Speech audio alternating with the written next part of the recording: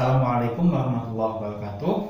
Saya Ahmad Al-Farabi, mahasiswa FK Unisula Angkatan 2018, modul urogenital SGD 19. Pada kesempatan skill kali ini, saya akan melakukan peragaan pemeriksaan rektal tuse atau colok dubur. Nah, untuk pada pemeriksaan rektal tuse ini, pasien bisa kita beri 3 pilihan posisi ketika pemeriksaan, yaitu yang pertama ada posisi LLD atau left lateral decubitus, yang mana pasien kita minta untuk berbaring dan menghadap ke kiri. Lalu juga pasien juga bisa memilih posisi knie elbow, yaitu pasien dalam posisi seperti sujud atau menungging, dan yang terakhir yaitu posisi litotomi atau mengangkang, yaitu dengan melebarkan kedua pahanya. Nah, pada pemeriksaan kali ini kita akan memposisikan pasien posisi LLD atau left lateral decubitus. Nah, ini untuk gambaran skematis atau ilustrasinya. Jadi pasien posisinya seperti ini, berbaring, kemudian kita minta pasien untuk menghadap ke kiri. Nah, kaki kirinya tetap lurus dan kaki kanannya yang berada di atasnya ini agak sedikit fleksi. Nah, kemudian nanti kita akan melakukan rektal tuse di sini. Seperti itu. Nah, selanjutnya kita lakukan inform consent terhadap pasien.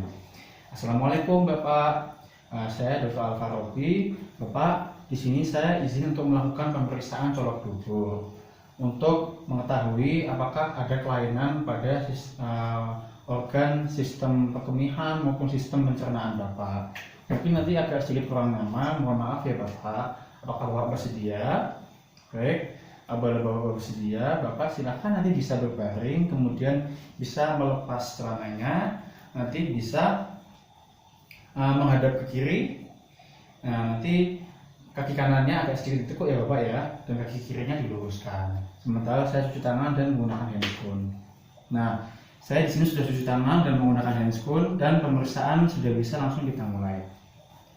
Baik, sudah bisa saya mulai ya Bapak pemeriksaannya. Kita mulai. Bismillahirrahmanirrahim. Yang pertama kita inspeksi dulu dari daerah anoperinealnya. Nah, kita inspeksi apakah terdapat abnormalitas di situ yang kita bisa lihat. Di antara lainnya apakah terdapat inflamasi, terus kemudian ada tidaknya abses atau mungkin cicatrix, atau ada fistul, fisur, atau mungkin hemoroid interna atau eksterna. Yang kalau hemoroid interna mungkin kita bisa inspeksi kalau misalnya dia terjadi prolaps seperti itu. Nah, selanjutnya kita lakukan rektal tusenya. Sebelumnya kita lubrikasi dulu tangan yang akan kita gunakan untuk rektal tuse dengan gel supaya memudahkan pemeriksaan. Mesti Bapak, saya mulai ya. Bismillahirrahmanirrahim. Bapak bisa tarik nafas. Baik, ketika kita mengawali pemeriksaan ini, yang pertama kita nilai adalah kekuatan dari tonus otot sphincter aninya. Apakah dia kuat menyekram atau mungkin terjadi kelemahan tonus di situ. Pada pasien dengan inkontinensia, dia terjadi kelemahan tonus sphincter ani. Nah, kemudian kita nilai juga mukosanya. Kita nilai mukosanya apakah licin atau kasar atau bergerigi, atau mungkin adakah di antara mukosa tersebut adakah massa tumor atau massa tambahan, massa patologis. Nah, apabila ada, kita interpretasikan ada berapa jumlahnya, kemudian berapa jaraknya dari anal first, ada berapa senti, kemudian di arah jam berapa saja, lalu lokasinya di arah jam berapa masing-masing, lalu konsistensinya bagaimana, entah dia keras atau mungkin kenyal, atau dia rapuh, mudah rapuh. Kalau mudah rapuh bisa kita nilai ketika kita mengeluarkan jari dari rektum, kita bisa melihat ada warna merah darah di situ. Nah, setelah itu kita juga tanyakan kepada pasien ketika kita palpasi masanya apakah terasa nyeri, ada nyeri kan atau tidak. Nah, kemudian kita prediksi juga ukurannya, apakah dia besar, sedang atau kecil. Oke, kemudian kita juga nilai permukaannya apakah dia kasar atau dia licin, atau mungkin terasa bergerigi seperti itu. Nah, kemudian kita rasakan juga pada ampulla rectinya apakah dia kolaps atau menyempit. Dan juga kita tanyakan kepada pasien dengan kita palpasi di seluruh mukosa di arah jam berapapun itu, di seluruh arah jam. Kita tanyakan kepada pasien, adakah nyeri tekan pada seluruh lapang mukosa. Nah, sudah. Setelah itu, karena ini merupakan pemeriksaan pada modul urogenital, kita fokus kepada organ urogenital pada pemeriksaan status C, yaitu organ prostat. Nah, untuk organ prostat ini kita lakukan pemeriksaan pada arah jam 12. Nah, arahnya ke sini karena pasien posisinya LLD atau left lateral decubitus. Nah, adapun yang kita nilai dari prostat, yaitu yang pertama kita nilai konsistensinya bagaimana, kenyal atau keras atau mungkin rapuh. Kalau rapuh kita bisa nilai dengan kita menaikkan jari, adakah darah merah di situ. Kemudian adakah nyeri tekan. Lalu kita juga raba sulcus medianus yang membelah tengah-tengah prostat. Normalnya yaitu teraba cekung karena dia kan sulcus, dia cekung. Nah, pada kasus pembesaran prostat dia bisa teraba datar atau mungkin cembung. Nah, kemudian kita juga raba pol atasnya. Pol atasnya pada prostat ini normalnya teraba. Kalau tidak teraba maka kita curiga dia terjadi pembesaran pada prostatnya. Nah, kemudian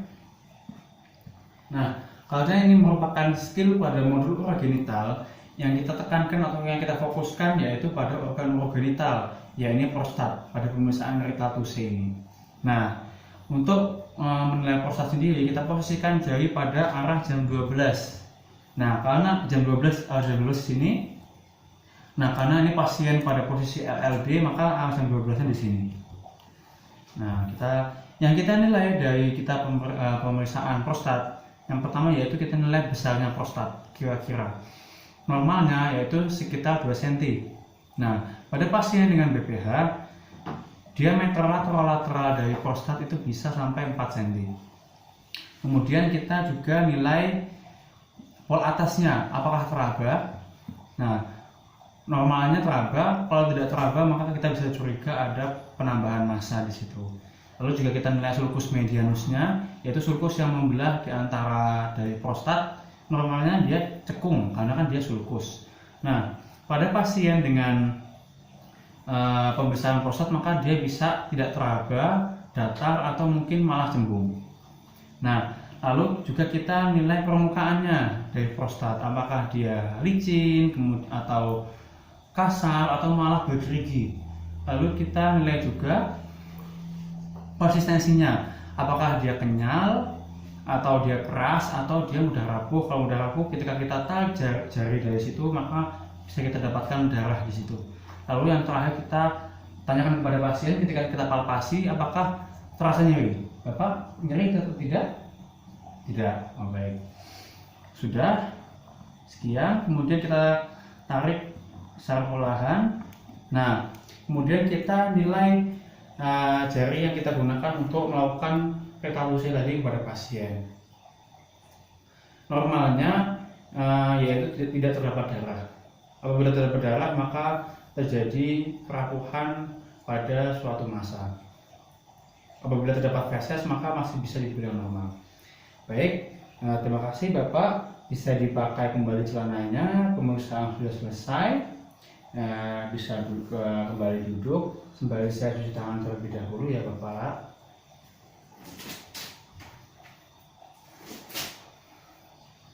Alhamdulillah, demikian Bapak tadi pemeriksaan yang saya lakukan, pemeriksaan colok dubur atau status C. Mungkin tadi dari yang saya lakukan ada yang mau ditanyakan terlebih dahulu.